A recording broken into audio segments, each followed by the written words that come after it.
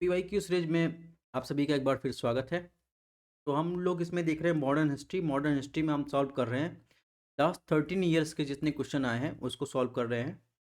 इसके पहले हमने सॉल्व किया था कि राष्ट्रीय आंदोलन में गांधी जी के आगमन से पूर्व जितने क्वेश्चन आए थे उनको सॉल्व किया था। अब हम गांधी जी के आगमन के बाद राष्ट्रीय आंदोलन में जितने क्वेश्चन आए हैं उनको सॉल्व करेंगे। इसके अलावा आपको बता दें यूपीएससी प्रीलिम्स में अभी लगभग बात करें तो 210 दिन जो है रिमेनिंग रह गए हैं। ठीक है। इसके अलावा अगर आप यूपीपीसीएस या आरओ के लिए तैयारी कर रहे हैं तो आप हमारा जो है विज्ञान विशेष संग्रह का सीरीज देख सकते हैं, जिसमें हम विगत वर्षों के लगभग 900 प्लस पीवाईक्यू सॉल्व करवा रहे हैं। इसके अलावा बात करें यूपीएससी की, तो उसमें हमने आर्ट एंड कल्चर कवर कर लिया है। अगर आपने अभी तक नहीं देखा है तो आप जाके देख सकते हैं। इंडियन ज्योग्राफी की क्लास भी चल रही है, उसको भी देख सकते हैं। वर्ल्ड ज्योग्राफी की एक क्लास हो चुकी है अफ्रीका की, तो भी देख सकते हैं। बात करें आर ओ का, पीवाईक्यू सीरीज में भी क्लासेस हो रही हैं। इसके अलावा अगर आपको क्लासेस की पीडीएफ या नोट्स या भी कोई ऑनलाइन क्लासेस की अपडेट चाहिए तो आप हमारा टेलीग्राम चैनल ज्वाइन कर सकते हैं। आप यहाँ से डायरेक्ट स्कैन कर सकते हैं या फिर स्टडी ऑन आइस नाम से सर्च कर सकते हैं। इसके अलावा हमारा व्हाट्सअप पेज भी ज्वाइन कर सकते हैं। ठीक है। बहरहाल चलते हैं क्वेश्चन की तरफ। तो हमने 1918 तक के जितने क्वेश्चन आए थे, यानी गांधी जी के राष्ट्रीय आंदोलन की शुरुआत 1920 से हुई थी, असहयोग आंदोलन से। उसके पहले जितने क्वेश्चन आए थे हमने सॉल्व कर लिए थे। अब हम देखेंगे 1920 के बाद या 1920 से जितने क्वेश्चन आए हैं उनको सॉल्व करेंगे। तो 2011 में पहला क्वेश्चन पूछा गया, और ध्यान रखिएगा इसमें कई सारे क्वेश्चन रिपीट हुए हैं। ठीक है। तो 2011 में क्वेश्चन पूछा गया, भारतीय स्वतंत्रता आंदोलन के काल के संदर्भ में नेहरू रिपोर्ट में निम्नलिखित में किसकी अनुशंसा की गई थी? भारत के लिए पूर्ण स्वतंत्रता, ऑप्शन 2 अल्पसंख्यकों हेतु यानी माइनॉरिटी हेतु रिजर्वेशन के स्थानों के लिए संयुक्त निर्वाचन क्षेत्र, ऑप्शन 3 संविधान में भारतीयों के लिए मौलिक अधिकारों का प्रावधान। तो आपको बताना है कि नेहरू रिपोर्ट जो आई थी उसमें इन तीनों में से किस किस की अनुशंसा की गई थी और किसकी नहीं की गई थी। सही कथन आपको चूज करना है। ठीक है। तो चलिए इसका आंसर बताइए।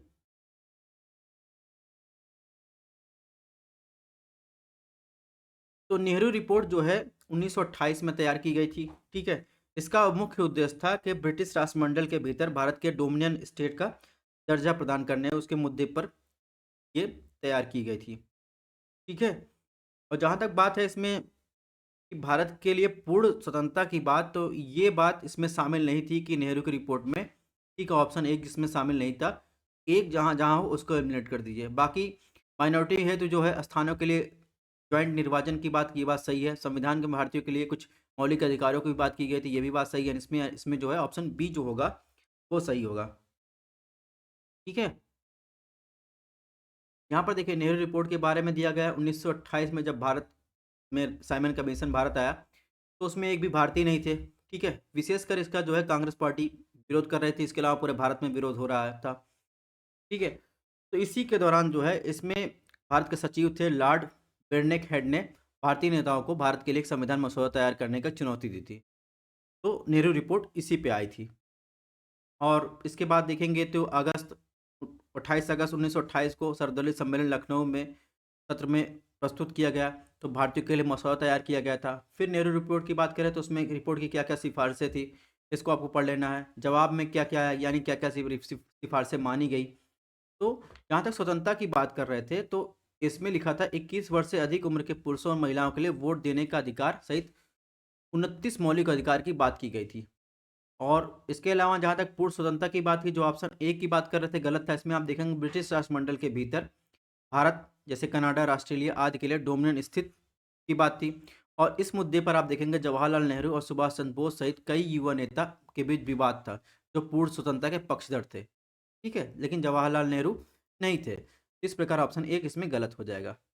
नेक्स्ट क्वेश्चन की बात करें, क्वेश्चन नंबर 2 पूछा है, भारतीय स्वतंत्रता आंदोलन के संदर्भ में उषा मेहता किस लिए उनकी ख्यात थी? ऑप्शन एक भारत छोड़ो आंदोलन के समय गुप्त कांग्रेस रेडियो चलाने के लिए, ऑप्शन दो द्वितीय गोलमेज सम्मेलन में सहभागिता हेतु, ऑप्शन सी आजाद हिंद फौज की एक टुकड़ी के नेतृत्व करने हेतु, ऑप्शन डी पंडित जवाहरलाल नेहरू की अंतरिम जो सरकार बनी थी उसके गठन में सहायक भूमिका निभाने हेतु। तो आपको बताना उषा मेहता जो थी उनकी ख्याति किस लिए थी।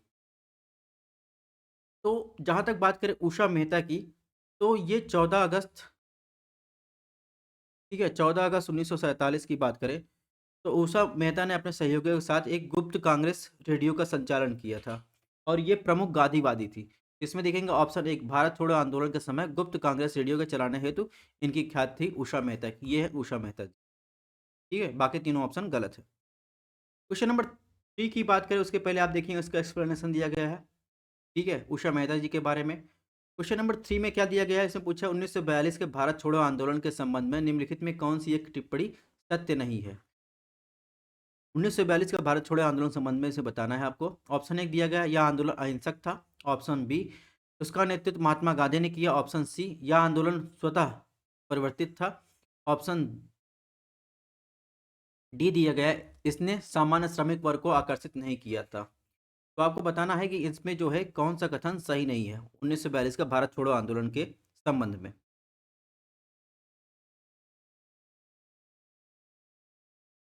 तो जो अगस्त 1942 में भारत छोड़ो आंदोलन हुआ था उसमें आप देखेंगे अधिकांश मजदूर वर्ग ने ही इसको चलाया था, क्योंकि उन्होंने जो है बंद हड़ताल किए थे। ठीक है, तो इस प्रकार आप देखेंगे इसमें ये बात कही गई, इसमें सामान्य श्रमिक वर्ग की आकर्षित नहीं किया गया था, ये बात गलत है। ठीक है, यानी इसमें ऑप्शन डी ही सही है। ठीक है, यहाँ पर भारत छोड़ो आंदोलन के बाद बात किया गया है, इसको आपको पढ़ लेना है। क्वेश्चन नंबर 4 की बात करें, इसमें पूछा है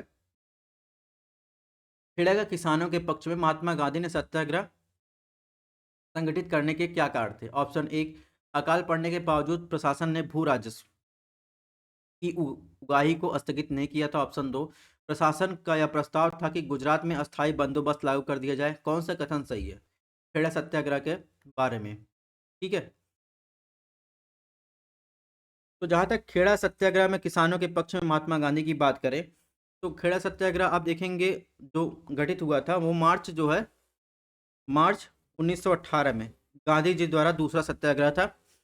ठीक है, और ऑप्शन एक की बात करें तो यहाँ पर ये ऑप्शन बिल्कुल सही कि अकाल पड़ने के बावजूद जो वहाँ का प्रशासन था वो भू राजस्व की उगाही कर रहा था, उसे अगर स्थगित नहीं किया गया था। ऑप्शन दो की बात करें तो ऑप्शन दो जो है बिल्कुल गलत है, यानी यह प्रशासन का यह प्रस्ताव था कि गुजरात में अस्थायी बंदोबस्त लागू कर दिया जाए। ये बात गलत है, क्योंकि आप देखेंगे कि जो अस्थायी बंदोबस्त की जहाँ तक बात है तो वो बंगाल, बिहार, उड़ीसा ये क्षेत्र शामिल थे, गुजरात शामिल नहीं था। और अस्थायी बंदोबस्त का संबंध आप देखेंगे तो जमींदारी प्रथा से है। ठीक है, तो ये इसका कोई मिलान हो नहीं रहा है, इसमें ऑप्शन ए हो जाएगा, सही हो जाएगा। यहाँ पर इसका एक्सप्लेनेशन दिया गया है। क्वेश्चन नंबर 5 की बात कैसे पूछा, महात्मा गांधी ने कहा था कि उनकी कुछ सबसे गहन धारणाएं हैं unto the last unto this last नामक बुक जो बुक है उसमें प्रतिबिंबित होती हैं और इस पुस्तक ने उनके जीवन को बदल डाला। इस पुस्तक का वह संदेश क्या था जिसने महात्मा गांधी को बदल डाला, यानी बुक का नाम क्या था, अनटू दिस लास्ट। इसमें वो संदेश को बारे में बताना है। आप चार ऑप्शन दिए गए हैं, इसमें लिखा है सुशिक्षित व्यक्तियों का यह नैतिक दायित्व है कि वह शोषित तथा निर्धनों का उत्थान करें। ऑप्शन बी, व्यक्तियों का कल्याण सबके कल्याण में निहित है। ऑप्शन सी, उच्च जीवन के लिए ब्रह्मचर्य तथा आध्यात्मिक चिंतन अनिवार्य है। ऑप्शन डी, उपयुक्त सभी। तो अनटू दिस लास्ट की बुक की बात करें तो अनटू दिस लास्ट बुक में जो महात्मा गांधी को बदल दिया वो बातें थी, तो उसमें लिखा गया था व्यक्ति के कल्याण में सबका कल्याण निहित है, यानी ऑप्शन बी इसमें सही है। ठीक है, तो ये बात हो गई 2011 की। तो यहाँ पर देखिए ये बुक की बात की जॉन रस्किन द्वारा ये लिखी गई थी ये बुक, और इस पर जो है गांधी जी का बहुत ज़्यादा प्रभाव भी था। अब बात करेंगे दोस्तों 2012। तो ये क्वेश्चन जो है 2012 में आया है, फिर 2015 में आया है। ठीक है, रिपीट हुआ है। रॉलेट एक्ट का लक्ष्य था युद्ध प्रयासों का अनिवार्य आर्थिक समर्थन। ऑप्शन दो, बिना मुकदमा चलाए बंदी बनाना, मुकदमों की सुनवाई की संक्षिप्त प्रक्रिया। ऑप्शन सी, खिलाफत आंदोलन का दमन। ऑप्शन डी, प्रेस स्वतंत्रता पर प्रतिबंध लगाना। तो आपको बताना रॉलेट एक्ट का क्या लक्ष्य था। तो आप देखेंगे मार्च 1919 में जो है लेजिस्लेटिव काउंसिल एक्ट आया। ठीक है, उसका उद्देश्य था कि भारतीयों की स्वतंत्रता और अद्वैत के अधिकार को वंचित कर देना, यानी आप 2 साल तक बिना किसी मुकदमा चलाए उन्हें हिरासत में लिया जा सकता था। इसमें देखेंगे ऑप्शन बी जो हो जाएगा सही हो जाएगा। बाकी डिटेल में रॉलेट एक्ट के बारे में और इसमें आप देखेंगे प्रथम विश्व युद्ध का भारत पर प्रभाव, गांधी के आह्वान की प्रतिक्रिया, इसके बारे में यहाँ पर दिया गया है, इसको आपको पढ़ लेना है।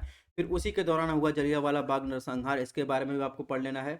ठीक है, हंटर कमीशन, और इसके बाद राष्ट्रवादी प्रतिक्रिया क्या हुई। अब बात करेंगे क्वेश्चन नंबर 2 की। 2012 में पूछा गया, इसके अलावा 2014 में ये क्वेश्चन जो है रिपीट हुआ। ठीक है, ऐसे पूछा, भारतीय राष्ट्रीय कांग्रेस का लाहौर अधिवेशन 1929 के इतिहास में सब इसलिए बहुत प्रसिद्ध था क्योंकि ऑप्शन 1, कांग्रेस के पूर्ण स्वराज की मांग एक संकल्प पारित किया था। ऑप्शन 2, इस अधिवेशन में उग्रवादी और उदारवादी के बीच झगड़े को सुलझा लिया गया था। ऑप्शन 3, इस अधिवेशन में दो राष्ट्रों की मांग के सिद्धांत को अस्वीकार करते हुए एक संकल्प पारित किया गया था। तो आपको बताना है कि जो भारतीय राष्ट्रीय कांग्रेस का लाहौर अधिवेशन हुआ था 1929, किस लिए प्रसिद्ध था। तो लाहौर अधिवेशन आप देखेंगे तो 19 दिसंबर 1929 को हुआ था। अध्यक्ष कौन थे, पंडित जवाहरलाल नेहरू। ठीक है, तो इसमें क्या हुआ था, इसमें कांग्रेस ने पूर्ण स्वराज की मांग को एक संकल्प पारित करके स्वीकार कर लिया था। जहां तक बात है उग्रवादियों और उदारवादियों के झगड़े की बात है, विभाजन जो हुआ था वो सूरत अधिवेशन में 1907 में हुआ था। और इसके अलावा अगर बात करें कि इसने दो राष्ट्रों के मांग को सिद्धांत को स्वीकार कर लिया था, तो ये बात जो है गलत है। इसमें जो है सिर्फ और सिर्फ ऑप्शन ए जो है, यानी केवल एक सही है। ठीक है, इसका एक्सप्लेनेशन यहाँ पर दिया गया है, इसको आपको पढ़ लेना है। कांग्रेस अधिवेशन के संकल्प के बारे में बताया गया है, उसी के बारे में। नेक्स्ट क्वेश्चन की बात करें, क्वेश्चन नंबर 3, इसे पूछा है 1939 के कांग्रेस मंत्रिमंडल में 7 प्रांतों में त्यागपत्र दे दिया था क्योंकि ऑप्शन 1, कांग्रेस के अन्य 4 प्रांतों में मंत्रिमंडल नहीं बन पाए थे इसलिए त्यागपत्र दे दिया था। ऑप्शन बी, कांग्रेस में वाम पक्ष के उदय से मंत्रिमंडल का कार्य कर सकना असंभव हो गया था। ऑप्शन सी, उनके प्रांतों में बहुत अधिक सांप्रदायिक आसान थी। Option D, A B C तीनों, उनमें से कोई नहीं। ठीक है, तो 1939 में कांग्रेस मंत्रिमंडल में 7 प्रांतों में त्यागपत्र दे दिया था, उसका कारण आपको बताना है।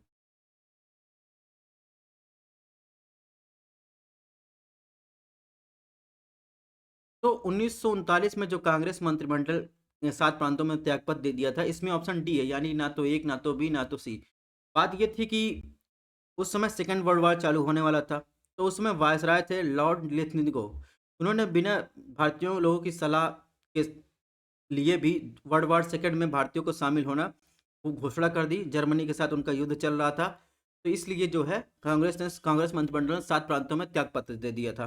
ठीक है, यहाँ पर देखिए की पॉइंट लिखा है, इसको भी आपको पढ़ लेना है। क्वेश्चन नंबर 4 की बात करें और 2012 के लास्ट क्वेश्चन की बात, किसने पूछा, 1932 में महात्मा गांधी के मरण पर्यंत उपवास प्रधानतया इसलिए किया कि, यानी महात्मा गांधी ने जो 1932 में उपवास किया था वो किस लिए किया था। ऑप्शन 1, गोलमेज सभा भारतीय राजनीतिक आकांक्षाओं को संतुष्ट करने में असफल हुई।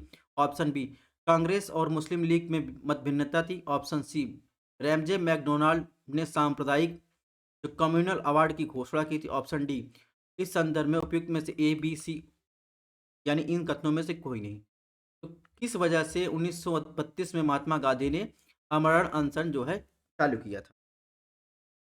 तो आमरण अनशन जो चालू किया था, तो मैकडोनाल्ड जो थे उन्होंने कम्युनल अवार्ड की घोषणा की थी, इसलिए जो है गांधी जी ने आमरण अनशन चालू किया था।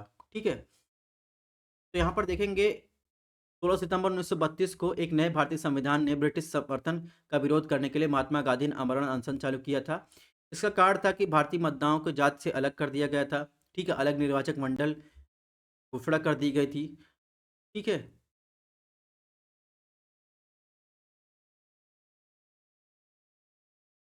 अब बात करेंगे 2013 में। 2013 में जो है गांधी जी के आगमन के बाद जो है एक क्वेश्चन पूछा गया था, तो साइमन कमीशन के आने के विरुद्ध भारतीय जन आंदोलन क्यों हुआ। ऑप्शन एक, सॉरी, दो क्वेश्चन पूछे गए थे। ऑप्शन एक दिया गया था, भारतीय 1919 के अधिनियम की कार्रवाई का पुनरीक्षण कभी नहीं चाहते थे। ऑप्शन बी, साइमन कमीशन ने प्रांतों में द्विसदनीय समाप्ति की संस्तुत की थी।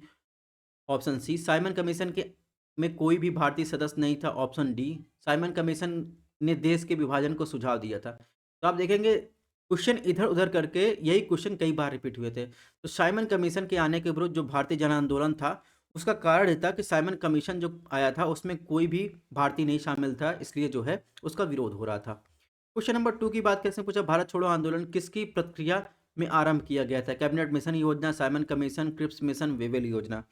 तो आप देखेंगे क्रिप्स मिशन आया था, उसकी जो प्रक्रिया में जो है भारत छोड़ो आंदोलन जो है चालू किया गया था। तो यहाँ पर देखिए साइमन कमीशन के बारे में दिया गया है।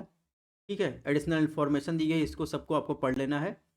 और क्रिप्स प्रस्ताव के बारे में, जो जिसके विरोध में भारत छोड़ो आंदोलन जो है अगस्त क्रांति के रूप में भी इसे जाना जाता है, ये भी आपको ध्यान रखना है। अब बात करेंगे 2014।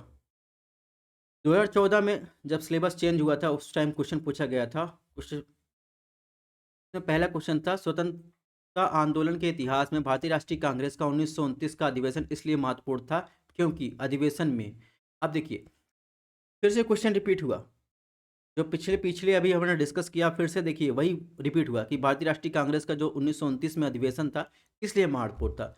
कांग्रेस के उद्देश्य के तौर पर स्वशासन प्राप्त की घोषणा, कांग्रेस के लक्ष्य के तौर पर पूर्ण स्वराज्य प्राप्त की स्वीकृत किया गया। ऑप्शन सी, असहयोग आंदोलन आरंभ हुआ और लंदन में गोलमेज सम्मेलन भारतीय जो भागीदारी थी करने का निर्णय लिया गया।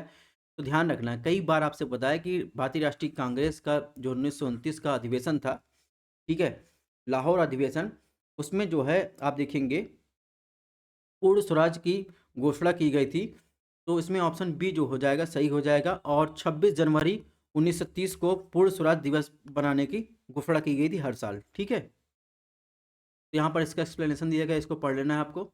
अब 2015 की बात करें, 2015 में आप देखेंगे तो दो क्वेश्चन आए हैं। 2015 की बात करें उसमें दो क्वेश्चन आए, से पूछा रॉलेट सत्याग्रह। देखिए ये भी फिर से रॉलेट सत्याग्रह के बारे में आया था।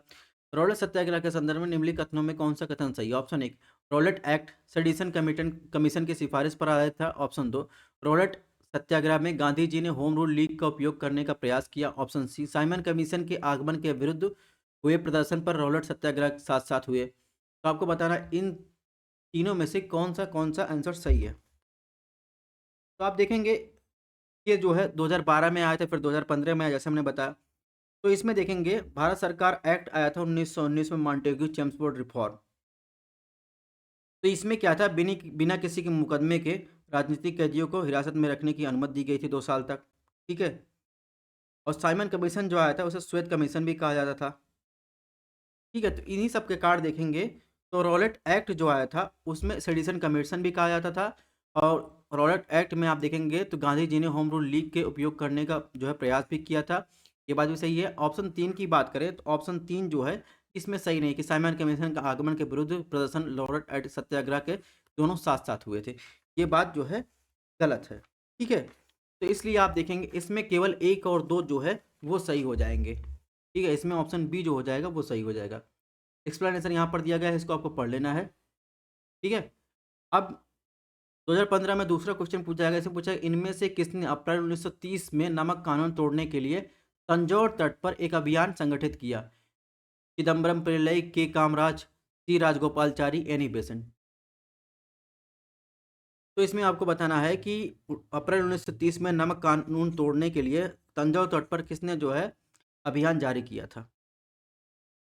तो आप देखेंगे तंजौर तट पर सी राजगोपालचारी थे, इन्होंने ही नमक कानून तोड़ने के लिए तंजौर तट पर अभियान जारी किया था, सी राजगोपालचारी, ठीक है। तो ये बात हो गई 2015 की। तो दांडी मार्च के बारे में जो है आपको यहाँ पर दिया गया, आंदोलन का प्रभाव कैसा था, तो पूरा हिस्ट्री आपको दे दिया गया और इसी से क्वेश्चन दांडी मार्च से बनेंगे तो बन जाएंगे। इसके अलावा 2009 में भी देखिए क्वेश्चन पूछा गया, निम्नलिखित किसकी शुरुआत दांडी मार्च से हुई थी? तो इसमें सविनय अवज्ञा आंदोलन की शुरुआत हुई थी, ऑप्शन सी, इसमें आपको ध्यान रखना है। इसके बाद बात करें 2017 में क्वेश्चन पूछा गया, 2017 में दो क्वेश्चन आए थे, ठीक है, गांधी जी के आगमन के बाद राष्ट्रीय आंदोलन में। तो पहला क्वेश्चन आया था भारतीय स्वतंत्र संघर्ष के संबंध में निम्नलिखित घटनाओं पर विचार कीजिए। ऑप्शन एक, रॉयल इंडियन नेवी में गदर। ऑप्शन दो, भारत छोड़ो आंदोलन का प्रारंभ। ऑप्शन तीन, द्वितीय गोलमेज सम्मेलन। तो आपको जो है बताना है कि इनकी क्रोनोलॉजी बतानी है, कौन सा पहले हुआ कौन सा बाद में हुआ। रॉयल इंडियन इंडियन नेवी में गदर जो बात करें तो 18 फरवरी 1946 में, और भारत छोड़ो आंदोलन 8 अगस्त की बात करें, 8 अगस्त जो है 1942 में हुआ था, ठीक है। बम्बई अधिवेशन में इसकी जो है स्वीकृति प्रदान की गई थी। द्वितीय गोलमेज सम्मेलन की बात करें तो ये 1931 में हुआ था, सितंबर। और इसमें जो है गांधी जी के तरफ से कांग्रेस की तरफ से गांधी जी ने प्रतिनिधित्व किया था। और इसके अलावा भारतीय महिलाओं में बात करें तो सरोजनी नायडू इसमें शामिल हुई थी, भारतीय महिलाओं का प्रतिनिधित्व की थी। इस प्रकार इसमें देखेंगे जो क्रोनोलॉजी होगा इसमें हो जाएगा 3, 2, 1, ठीक है। यानी 1931, 1942 और 1946, यहाँ पर इसका एक्सप्लेनेशन दिया गया है, इसको आपको पढ़ लेना है। 2017 में दूसरे क्वेश्चन की बात करें, पूछा 1927 में बटलर कमेटी का उद्देश्य क्या था? ऑप्शन ए केंद्रीय और प्रांतीय सरकारों की आधिकारिकता निश्चित करना, ऑप्शन बी भारत के सेक्रेटरी ऑफ स्टेट की शक्तियां निश्चित करना, ऑप्शन सी राष्ट्रवादी प्रेस सेंसर पर व्यवस्था और अध्यारोपित करना, ऑप्शन डी भारत सरकार एवं देशी रियासतों के बीच संबंध सुधारना। तो आपको बताना है बटलर कमेटी जो आई थी 1927 में बनी थी, उसका उद्देश्य क्या था? तो उसका उद्देश्य एक था कि भारत सरकार और देशी रियासतों के बीच जो संबंध है उसको सुधारना। ठीक है, तो ये बटलर कमेटी का जो है उद्देश्य था। इसके अलावा देखिए बटलर कमेटी का जो उद्देश्य की बात करें तो इसमें की पॉइंट्स कुछ दिए गए, महत्वपूर्ण सिफारिशें क्या थी, ये सारी चीज़ें आपको पढ़ लेनी है। ठीक है, अब बात करेंगे 2019 की।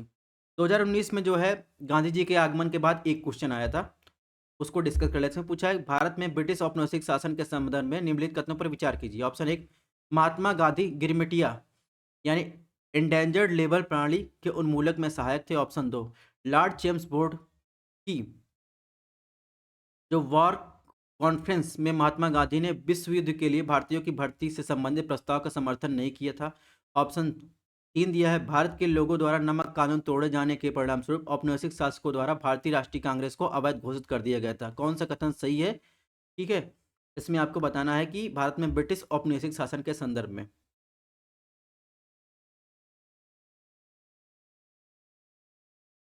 तो आप देखेंगे ब्रिटिश औपनिवेशिक शासन के संदर्भ में आप देखेंगे महात्मा गांधी ने जो है इंडेजर्ड लेबर यानी गिरमिटिया से जो सिस्टम चल रहा था उसके उन्मूलक में सहायक थे, ये बात सही है।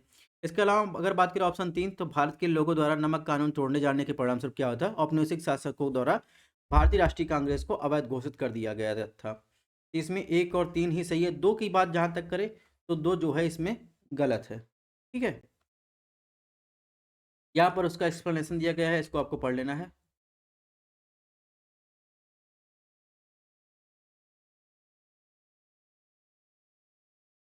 यहाँ पर देखिए दो किस लिए गलत है, यहाँ पर लिखा है साम्राज्य का विश्वास बनाए रखने के लिए स्वराज प्राप्त करने के लिए उन्होंने प्रथम विश्व युद्ध में सेना में भारतीयों की भर्ती के प्रस्ताव का समर्थन किया था महात्मा गांधी ने। तो इसमें क्या लिखा है, इसमें समर्थन नहीं किया था। ठीक है, इसलिए ये दो गलत है। ठीक है, आपको समझ में आ गया। अब बात करते हैं 2020। 2020 में पूछा है गांधी इरविन समझौते के संदर्भ में निम्नलिखित में क्या सम्मिलित था? ऑप्शन एक राउंड टेबल कॉन्फ्रेंस में भाग लेने के लिए कांग्रेस को आमंत्रित करना, ऑप्शन दो असहयोग आंदोलन के संबंध में जारी किए अध्यादेशों को वापस लेना, ऑप्शन तीन पुलिस की जो जातियां थी उनकी जांच करने गांधी जी के जो सुझाव थे उसको स्वीकृत करना, ऑप्शन फोर केवल उन्हीं कैदियों को रिहाई दिया जाना जिन पर हिंसा का अभियोग नहीं था। तो गांधी इरविन समझौता जो आप देखेंगे तो दांडी मार्च हुआ था, नमक कानून तोड़ा गया था 1930 में। उसके बाद जो है 5 मार्च 1931 को गांधी इरविन जो है पैक्ट हुआ। तो आप देखेंगे उसमें जो जो समझौता हुआ उसमें शामिल था राउंड टेबल कॉन्फ्रेंस जो हुई थी, ठीक है, गोलमेज सम्मेलन जो हुआ था उसमें जो है आमंत्रित करना कांग्रेस को, और इसके बाद असहयोग आंदोलन के संबंध जो भी अध्यादेश जारी किए गए हैं कांग्रेस द्वारा उसको वापस लेना, और ऑप्शन फोर इसमें शामिल था कि केवल उन्हीं कैदियों को रिहा किया जाएगा ब्रिटिश द्वारा जिन पर हिंसा का कोई अभियोग नहीं है। ठीक है, तो जहाँ तक ऑप्शन तीन की बात है ये बात इसमें शामिल नहीं थी। तो इस प्रकार देखेंगे एक दो चार इसमें सही हो जाएगा। यहाँ पर देखिए इसका एक्सप्लेनेशन दिया गया है, तो यहाँ पर देखिए कुछ मिस्टेक पॉइंट दिए गए हैं। जैसे हालांकि वायसराय ने गांधी जी की दो मांगों को ठुकरा दिया था। पहला क्या था, जो पुलिस की जातियों की सार्वजनिक जांच वो ठुकरा दी गई थी, और दूसरा क्या था भगत सिंह और उनके साथियों की मौत की सजा जो उम्र कैद में बदल जाए ये ठुकरा दी गई थी। और कांग्रेस की ओर से गांधी जी सहमत हुए थे सविनय अवज्ञा आंदोलन को स्थगित करना अगले गोलमेज सम्मेलन में भाग लेने के लिए। तो गांधी जी थे वो दूसरी गोलमेज सम्मेलन में भाग लिए थे, ठीक है, कांग्रेस की तरफ से। और इसके अलावा अंबेडकर ऐसे जो नेता थे जो तीनों गोलमेज सम्मेलन में भाग लिए थे। ठीक है, और पहले गोलमेज सम्मेलन में एनी बेसेंट ने भाग लिया था, लेकिन उस समय एनी बेसेंट जो है कांग्रेस में शामिल नहीं थी। ये चीज़ें आपको ध्यान रखनी है। ठीक है, अब उसमें प्रस्तावित एजेंडा क्या था, क्या सहमत हुई, इसके बारे में आपको दिया गया है। अब बात कर लेते हैं 2021 में। 2021 में दो क्वेश्चन आए थे। इसमें पहला क्वेश्चन था भारतीय इतिहास में 8 अगस्त 1942 के संदर्भ में निम्नलिखित कथनों पर विचार कीजिए। 8 अगस्त 1942 किस लिए इंपॉर्टेंट था, भारत छोड़ो आंदोलन। ठीक है, बम्बई में अधिवेशन हुआ था उसमें प्रस्ताव पारित किया गया था। तो इसमें जो है आपको बताना है कौन सा सही है। ऑप्शन एक AICC द्वारा भारत छोड़ो प्रस्ताव को अंगीकार किया गया था। ठीक है, ऑप्शन बी वायसराय की एग्जीक्यूटिव काउंसिल का विस्तार अधिक संख्या में भारतीयों को सम्मिलित करने के लिए किया गया था। ऑप्शन सी 7 प्रांतों में कांग्रेस मंत्रिमंडल ने त्यागपत्र दिया। ऑप्शन डी ट्रिप्स के प्रस्ताव रखा द्वितीय विश्व युद्ध को समाप्त होते ही संपूर्ण डोमिनियन स्टेट वाले भारतीय संघ की स्थापना की जाएगी। तो आप देखेंगे जो पहले क्वेश्चन पूछे गए हैं वही ऑप्शन इसमें डाल दिया गया है, ठीक है। लेकिन 8 अगस्त 1942 की बात करें तो उसमें जो है जो कांग्रेस थी उन्होंने जो है भारत छोड़ो प्रस्ताव को जो है अंगीकार किया गया था, इसलिए जो है ये इम्पोर्टेंट है, ठीक है। बाकी इसमें जो है जो पूछे गए हैं गलत है। यहाँ पर देखिए इसका जो है की फैक्टर दिया गया है, इसको आपको पढ़ लेना है। दूसरा क्वेश्चन पूछा गया है इसमें, निम्न में से अंग्रेजी में अनिरुद्ध प्राचीन भारतीय धार्मिक जो गीता काव्य सॉन्ग्स फ्रॉम प्रिजन से संबंध है, यानी जो उपनिषद है और अन्य शास्त्र हैं उनको जो संबंध है सॉन्ग्स फ्रॉम प्रिजन किससे संबंध है, किसने इसका अनुवाद किया था। तो 1930 में जो है मोहनदास करमचंद गांधी ने इरौदा जेल में इसका जो है सॉन्ग्स फ्रॉम प्रिजन जो है ये लिखा था। क्वेश्चन नंबर 3 की बात करें 2021 में पूछा, आंध्र प्रदेश में मदनपल्ली के संदर्भ में निम्नलिखित कथनों में कौन सा कथन सही है। ऑप्शन ए, पिंगली वेंकैया ने यहाँ भारतीय राष्ट्रीय ध्वज तिरंगे का डिजाइन किया था। ऑप्शन बी, पट्टाभी सीतारामैया ने यहाँ से आंध्र प्रदेश में भारत छोड़ो आंदोलन का नेतृत्व किया। ऑप्शन सी, रविन्द्रनाथ टैगोर ने यहाँ राष्ट्रगान का बांग्ला से अंग्रेजी में अनुवाद किया। ऑप्शन डी, मैडम ब्लॉस्की तथा कर्नल ऑलकॉट ने सबसे पहले यहाँ थियोसॉफिकल सोसाइटी का मुख्यालय स्थापित किया था। तो आपको बताना है कि आंध्र प्रदेश के मदनपल्ली के संदर्भ में क्या सही है। तो आप देखेंगे यहाँ पर जो है रविन्द्रनाथ टैगोर ने जो राष्ट्रगान है, राष्ट्रगान का बांग्ला से अंग्रेजी में अनुवाद किया था, ठीक है, जनगण मन का। तो इसमें ऑप्शन सी जो हो जाएगा वो सही हो जाएगा। यहाँ पर इसका एक्सप्लेनेशन दिया गया है। अब हम लोग जो नेक्स्ट जो है क्लास करेंगे, अब तक तो गांधी जी के आगमन के बाद पढ़ लिया, अब इसमें जो समाज सुधार और धर्म सुधार से संबंधित क्वेश्चन आए हैं उनको करेंगे। इसकी पीडीएफ हम आपको टेलीग्राम में मिल जाएगी, तो टेलीग्राम आपको डिस्क्रिप्शन बॉक्स में लिंक दिया गया है, या आप डायरेक्ट जो है स्कैन कर सकते हैं, आप हमारा व्हाट्सअप पेज भी ज्वाइन कर सकते हैं। इसके अलावा हमारे 2 चैनल है उसको फॉलो कर सकते हैं, और इंस्टाग्राम और फेसबुक को भी ज्वाइन कर सकते हैं। मिलते हैं नेक्स्ट जो है धर्म और समाज सुधार से संबंधित क्वेश्चन के साथ।